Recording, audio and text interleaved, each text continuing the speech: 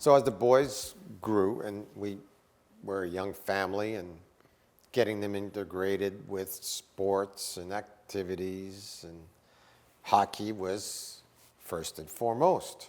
Being a French Canadian, Montreal Canadiens hockey fan, and now Toronto Maple Leaf, sadly to say. I got the kids involved with skating right away, and local community hockey league. Sat in the stands for the first little bit of all, maybe 10 minutes, until I applied to maybe be an assistant coach or open the door for the kids or assist in any way that I could. The following year, I asked if I could be a coach and maybe help, the league as a convener or whatever. But they gave me a team, and I was a coach and did that for about 10 years. When you've got that responsibility of guiding those young children that are 8 years old or 7 or 9 years old, right away, as I was watching from the stands for a little bit of time and wanted to just, and which brings about an interesting piece that I also have learned over the years, and that is, don't be a spectator in your own life. Get on the field of your life and grab the ball and run with it for a touchdown. And that's how I model my life, kind of thing. It's time for me to step up. I need to be a coach. If there was going to be anybody that was going to take that responsibility to make sure that we built the right character in those children, it was going to be me. I certainly didn't want to delegate that to anybody else. It's too much at risk. There's a lot of bad coaches out there. But on this particular case, I wanted to be the one that was going to take that as a responsibility. So I approached the coaching like a professor at university, or like a president of a large corporation. Not so much in the act, but in my dedication to it and my commitment to it. And every parent that wanted to be on the ice at practice was welcome. Everybody was involved. Whether I needed plus and minus stats, shots on net, saves, everybody was involved. And it made for a tremendous, beautiful experience, not only for the parents, but for the kids as well. I cherish those years. And as I come home every night from work, I pass by Vic Village Arena on Bermondsey. I think fondly of that building as I spent 10 years coaching Lucas, and then another 10 years with Elijah. So I was in that rink for some 20 plus years, because they're 10 years apart. And remember it as a wonderful gift of community. We had some success. I could bring the kids up. I had an easel, and black magic markers, come up there and say, what are your thoughts on today's game, and what should be your our game plan? And one day I just said, well, let me see if I can give them a gift at the end of the year, a book, because they were at that 11-year-old, 12-year-old stage where they're formative. They're coming off the childhood thing. They don't think you're God that much anymore, but they're still kind of in a molding kind of, which route am I going to go? Am I going to go good, or am I going to go bad here? What's the meaning of life? What do I stand for here? What's this all about? And I gave him all a book with a little handwriting for every child, The Purpose-Driven Life by Rick Warren.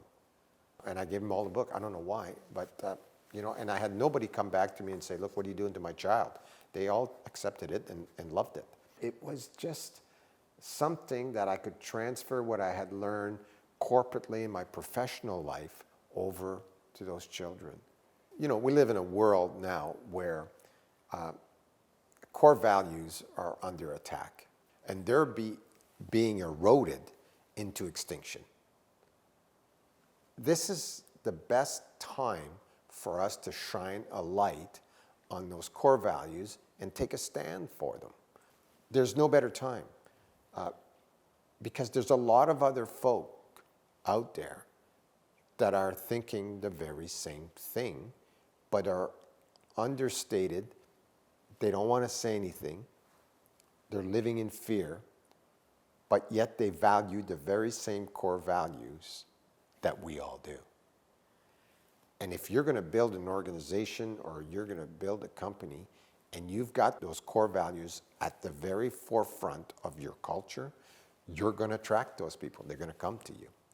So they do two things when you stand for those core values, and that is they attract like-minded individuals that share the same core values that you have, and they flush out anybody that doesn't have the same core values. They stick out like a sore thumb. So it allows you to build a team of championship players and develop a real profitable organization. And our children have received the benefit of our core values, Catherine and I's, for the better part of their entire life. We've had a functional household. There's been harmony. There's been love. There's been appreciation. There's been gratitude. There's been empowerment, encouragement, all of the values that we should abide for in today's society. And they're respectable individuals, they're polite, and they stand where they stand. Lucas, who's 28 years old, he called to ask me about a core value. And there was a broken stove that his roommate had broken. As a matter of fact, it wasn't his roommate that broke it, it was his girlfriend. It was a $1,000 repair, and he was asking me as to what he should do and whether or not he should call the landlord to get the stove fixed. I says, well, actually, it's your responsibility. You are the tenant, and you caused the damage, and unfortunately, it's gonna fall on you. I said the best way to resolve the issue is by splitting the cost 50-50 with your roommate. And he says, well, that's rather unfair. I didn't break the stove. His girlfriend did. I says, I understand that, but I said, you need to put the relationship higher than the actual financial cost. And he said, well, okay, but that's not fair. I said, I understand that, but that's the right thing to do. So as we were reflecting on the 50-50 cost-sharing basis and the fact that he had to take responsibility and it wasn't the landlord's responsibility, he then suggested, well, since my roommate's girlfriend did it, perhaps we can split it 3 ways. I says, even better. If she would be taking responsibility for her own situation, which she caused the damage, then the 3 of you can really share the cost. And I thought that was also a fair play. In leadership, if we're going to influence people and we're going to lead people, you've got to show them your heart. And they've got to see it. And if you can't show your heart and for them to see it, you're not going to be able to get the following, the influence that you need to help them grow in their own respectives so they can become leaders. I'm currently in a leadership lab as a lead for a private equity firm that we have the privilege of being their insurance advisors to, and they've brought me in as part of their leadership team to drive down the culture of aspiring, emerging leaders, to really lead with integrity, to really lead with authenticity, with truth, with good character. And I love doing it. It's the product of my journey. That individual that started that private equity company that has allowed me in to become one of their leaders within the organization happens to be one of the parents that experienced my coaching when his son was 8 years old. But, you know, uh, core values are, are eroding in today's society, and they're under attack. And there's so much at stake for the future of the next generation of emerging leaders that there's no better time than to share what those core values are and to uphold them. Where the light shines most is in a dark place, and the world is currently in a very dark place. What is the future of our civilization if we remove God out of the equation? So Isaiah 41, verse 10. So do not fear, for I am with you. Do not be dismayed, for I am your God. I will strengthen you and help you. I will uphold you with my righteous right hand.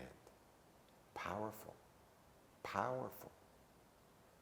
And claiming that is liberty in Christ. A great example of this verse is in 2006, when I started my own insurance brokerage. We had a mortgage, we had a couple of children, we had financial commitments, and I risked it all and anchored on this verse. I trusted God to help us through the transition with the conviction of the fact that if this verse was true, then I really had no fear if it was driven and guided by the Holy Spirit. In addition, Catherine, God bless her, encouraged me with a very simple sentence. And I remember it as if it was yesterday. And she says, it doesn't matter if we have to go live in a basement apartment. I'm with you. And that's all I needed. I hit the ground running, and the rest is history. There's no possibility, zero possibility, that I could have done what I've accomplished professionally, personally, spiritually, without Catherine. We're on the eve of celebrating our 30th wedding anniversary in 2022, on May 30th. And as I was reflecting on this weekend, where we've got a little retreat planned, and how thankful, appreciative I am by having a spouse created, designed, and provided just for me. And Catherine's brought the encouragement that I needed to rise to any challenge out there. And I equate it to a three-pronged relationship. We've got each other, we've got the Lord in this oneness battle against the principalities of darkness to build a union under a marriage to really help each other be the best that we can together. And without Catherine, it'd be impossible.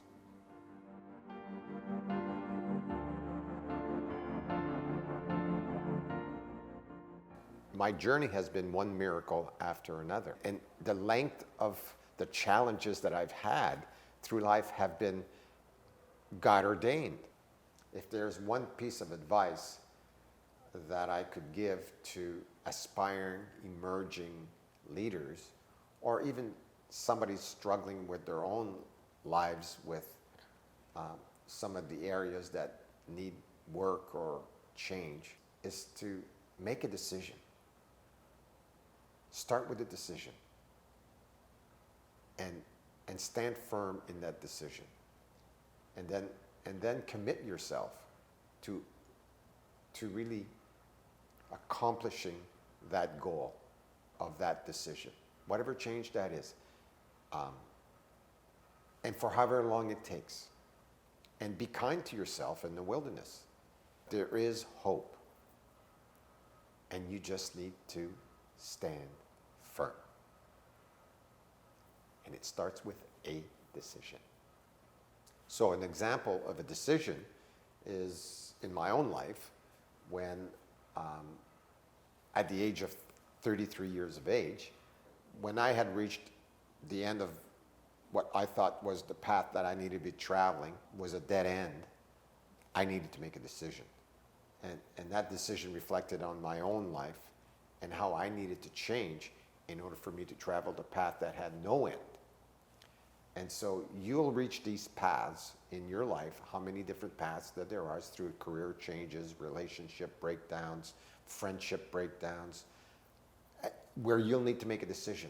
And you need to use that opportunity and to really decide how you're going to make a change in your life on a different path that has no dead end. Personally, I'm just thankful that I had the courage to make that decision. For me, it was either life or death. And when you've built a business based on utmost good faith, which is the basis of our industry, trust is a non-negotiable.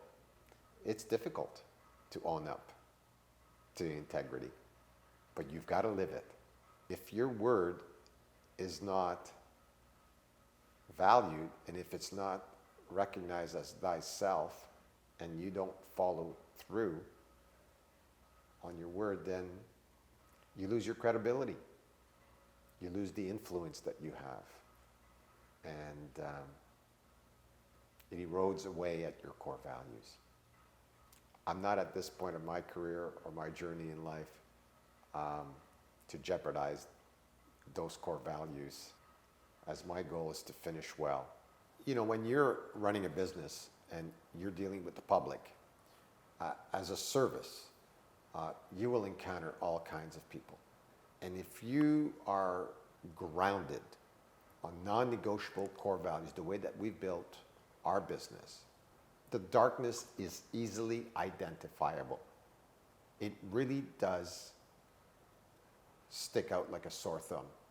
And I can share that over the last 50 years, the business that we've built, all of our clients, we have no conflict with any one of them. But it's been a long triaging process to make sure that our value system was embedded into the client, and then they referred the same kind of clients because we attracted the kind of business that we were modeling. They've got to see your heart. They've got to see who you are. And your heart is actually an unknown. It's a big unknown. Only the Lord knows your heart. You don't know your own heart, and neither does anybody else. And that's why you ought not to put your trust in man, but in the Lord. And that's been a little bit of a revelation to me at this point of my life. It just goes to show us how the Lord can transform us, where he can transform your heart from a broken heart or a hardened heart or a heart filled with anger and all of the darkness that exists in this world, and mold it and change it into a heart of compassion, understanding, kindness, self-control. It's nothing short of a miracle. As you get down the road a little further in your journey of life, you've got to continuously work out. You've got to work on your spirituality, on an eternal perspective. And it brings me back to a verse in James, chapter 4, verse 3. When you ask, you do not receive, because you ask with the wrong motive, that you may spend what you get on your pleasures. I've had to be really, really patient for a really, really long time for the Lord to reveal what the next plan is for my life. And those seasons can be very, very long. And they can be with with with others that you currently are in relationships with that are difficult or challenging at best, or whereby you have a different set of values with the other person, but for whatever reason you're in that relationship, and you need to be patient in those relationships for as long as it takes. And these relationships of these situations can last for years. And patience is the gentle, quiet sense of just being and just waiting until the next season of life. As I reflect now after 50 years, those core values really come to the forefront. I now recognize as, yeah, the struggle was worth it. And that is the new meaning of my life. In the fact that I've achieved every goal that I've set out to achieve. You may call it serendipity. I call it a miracle after a miracle for having had the willpower to withstand the challenges that were before me. If you can't fly, run. If you can't run, walk.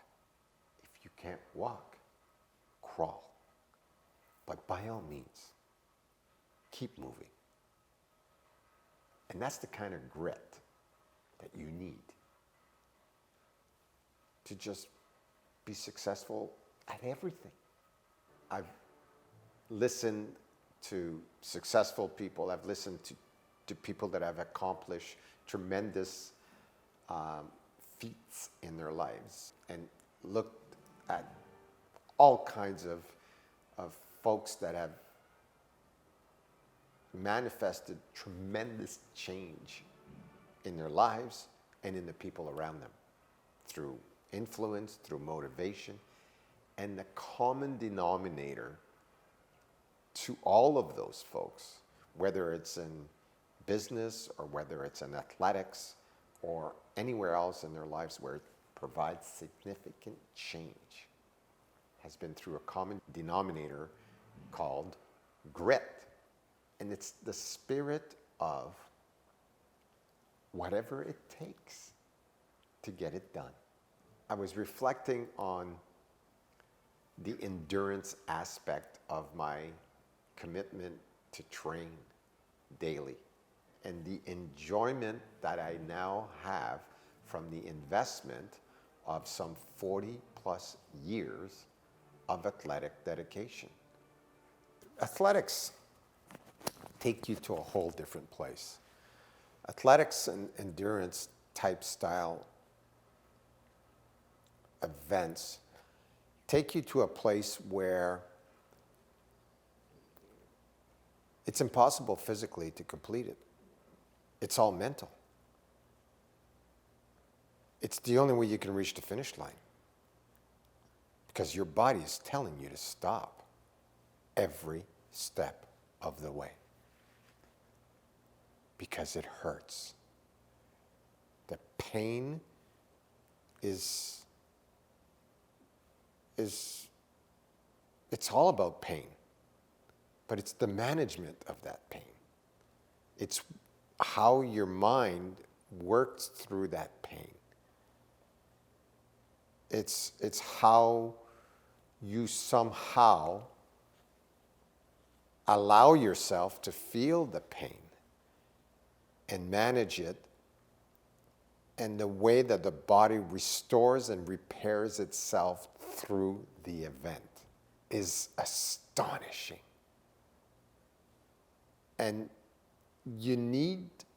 I couldn't have done this journey without the athletics. It'd be impossible.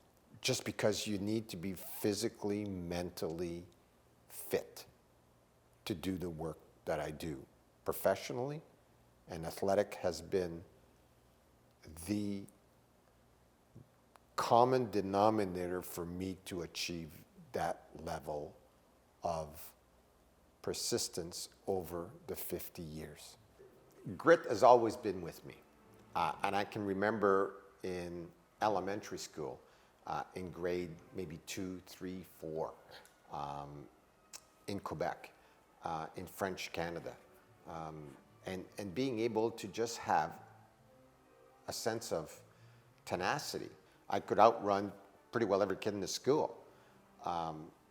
Why? How? Just pure grit. And it's the same kind of DNA that I've been born with that's allowed me the opportunity to come back to the fork in the road with Diane Bolas and really kind of do that open heart surgery. And with that grit and that endurance, I was able to then come to the place where I was able to take that new path to reconcile my life before Christ and become the person He had created me to be. In September of 2017, I had reached a plateau in my athletic journey. I realized at that point in time that through athletics, it wasn't going to get me there, and I needed to make a change nutritionally at the cellular level. I had gone from 175 pounds to 150 pounds in 30 days. And that was the experiment with a nutritionist. And this morning, I got on the scale and I was 147 pounds. Not only I had maintained my goal, but I had gone beyond it. And the reflection piece on it is, as a core value, is commitment. Making a decision and committing yourself to that decision. Because it's going to be twists and turns. It's never a straight path. But the vision must be the goal. Just like when you work out physically, you need to work out spiritually. It's like a muscle. And spending time in the Word, spending quiet time in the morning, being in fellowship with other mentors that are in the Word, we're all traveling together to eternity. We're traveling the same path. And that's the beauty of this journey in Christ, is you can enjoy eternal life right now. And I'm so thankful that somebody tapped me on the shoulder back at that church when I was a lost soul to invite me to consider a spiritual dimension to my life. We're blinded by this world that we live in by investing in our worldly peace and not thinking from a spiritual and an eternal perspective. To store our treasures up in heaven and to start investing into your eternal perspective. When you start to really see and open your eyes, the revelation of truth really comes forth. And my hope is that we can encourage you to consider the spiritual dimension of your life. Hebrews 11, verse 6. It's by faith. And without faith, it is impossible to please God. Because anyone who comes to Him must believe that He exists and that He rewards those who earnestly seek Him. And that's been the testimony of my life. And it's been based on trust. It's been based on belief. And sometimes there are no answers. There's simply a sense of faith and trusting that faith is going to lead you on the righteous path. You know, faith is often referred as a childlike faith. I think of a child, let's say a 3, 4-year-old, 5-year-old child. And what does a childlike faith look like in that context in relationship with their parents? They have no understanding of belief value systems, core values.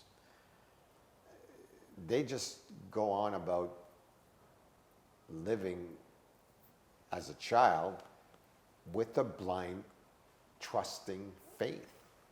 And the Lord challenges us and asks us to make sure that we continue in that childlike faith for the rest of our lives as we continue to grow and mature and learn about biblical principles, about biblical teaching, and about the spiritual nature of our being. He's our Father. I don't have all the answers, but I need to be obedient. I need to be sensitive to the guidance, and I need to have a childlike faith in the fact that I don't need to have all the answers. This project, I like to call it project, is to affect change, is to inspire. It's to encourage, it's to empower, it's to help. If it can change one person, it'll all be worth it. It's not for the faint-hearted. You've got to have the courage to, but the other side of the door is freedom. It's peace, peaceful mind, new heart, a whole new wiring system, new belief system. It's transformational, but it's worth it. Totally worth it.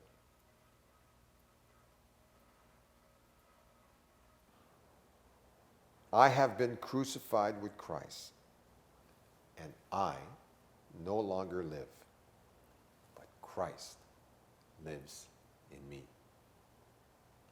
The life I live in the body, I live by faith in the Son of God,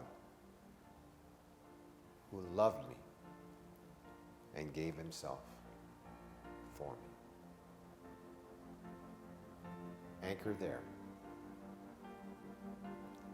victoriously, once and for all.